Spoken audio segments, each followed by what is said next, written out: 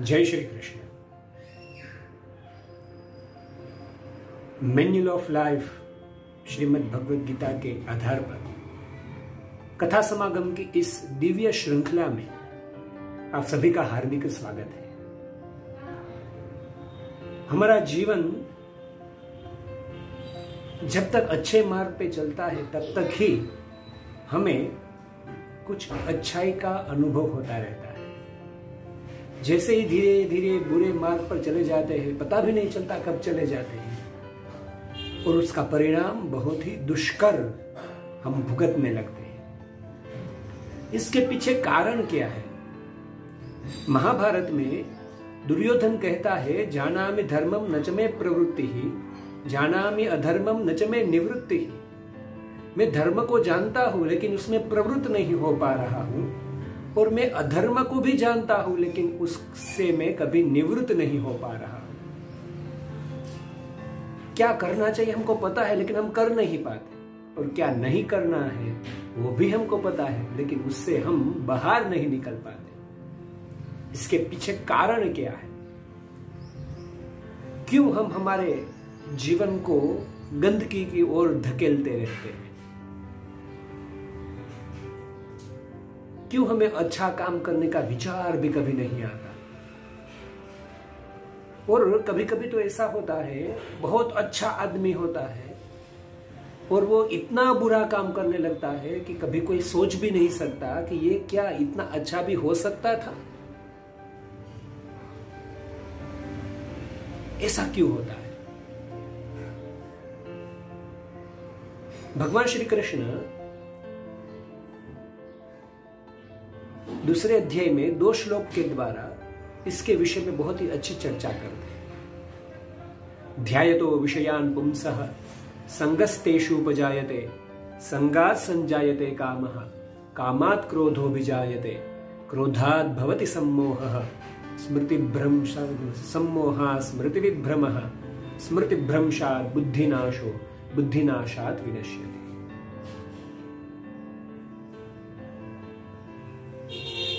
बुरे रास्ते पे जाने के लिए कई सीढ़ियां हैं। एक एक सीढ़ी चढ़ चढ़ के व्यक्ति बुरा आदमी होता है और अंत में उसका विनाश भी हो जाता है।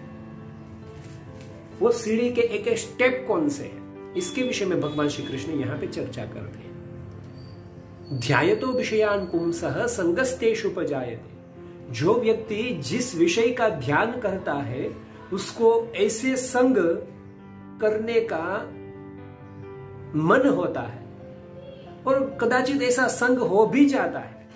ध्यायतो विषयान् पुंसः संगस्तेषु उपजायते, संगात् संजायते कामः। और संग करने से उसको तदनुरूप इच्छाएं उत्पन्न हो जाती है। कामात् क्रोधो विजायते। और जब इच्छा पूर्ति नहीं होती तो स्वाभाविक से ही हमें क्रोध होने लगता है।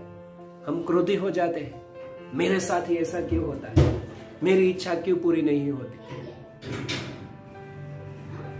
और जब क्रोध आता है तब हम मोहित हो जाते हैं। क्या करना, क्या नहीं करना, क्या सही, क्या गलत, ये सूझबूझ हमारे में स्थिर नहीं रह पाती। और जब मोहित हो जाते हैं तब हमारी स्मृतियां विलुप्त हो जाती है। हम कौन है वो हम पहचान नहीं पाते।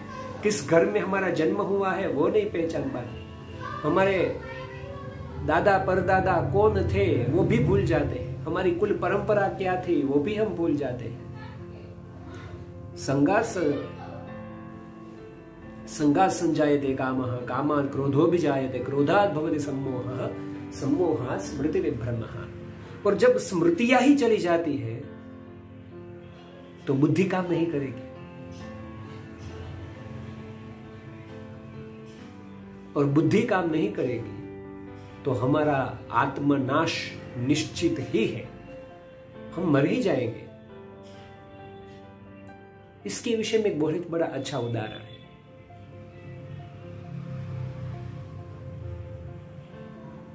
यीशु, इज़राइल उनकी कर्मभूमि रही और वहां ही उनको क्रूस पे चढ़ाया गया।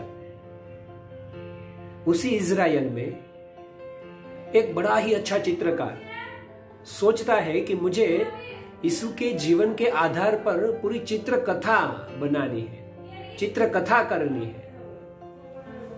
तो चित्र कथा के आधार पे मुझे यीशु का एक चित्रण भी चाहिए, कैसे दिखते होंगे, कैसे उसकी मुखाकृति होगी, उसके मुख पर कैसी करुणा होगी, ये भी कल्पना करनी चाहिए। लेकिन जब तक मैं देखूंगा नहीं तब तक कल्पना कैसे होगी? इसलिए वो चित्र बनाना शुरू तो करते हैं, लेकिन उसी समय वो विचार करते हैं क्यों ना मैं किसी व्यक्ति को ऐसा ढूंढूं जो यीशु के जैसे दिखता हो। तो बहुत प्रयास करने के बाद एक छोटा बालक उनको मिलता है, जिसके बड़ी ही अच्छी हास्य थी, जिसकी आंख बड़ी ही निर्दोष थी, चेहरे पे कोई भी दोष नहीं दिखाई देता था, बड़ा ही तेजस्वी चेहरा, बाल घुंघराले, देखते ही जहां हमको प्यार हो जाए ऐसा छोटा बच्चा मिल गया। उन्होंने सोचा, चित्रकार ने, निश्चित ही यीशु जब छोटे होंगे तब ऐसे ही होंगे। और चित्रकार ने उस बालक को मनाया, सामने बिठाया और बड़ा ही उनके बाल्य जीवन का एक चित्र उन्होंने बनाया। तो ये उनकी चित्र कथा लिखने की शुरुआत हो गई।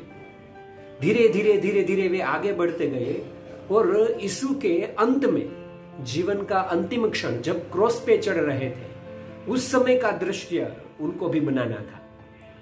तो उस समय जो यीशु के हाथ पे एक किल मार रहा था, उसका चित्र उसको बनाना था।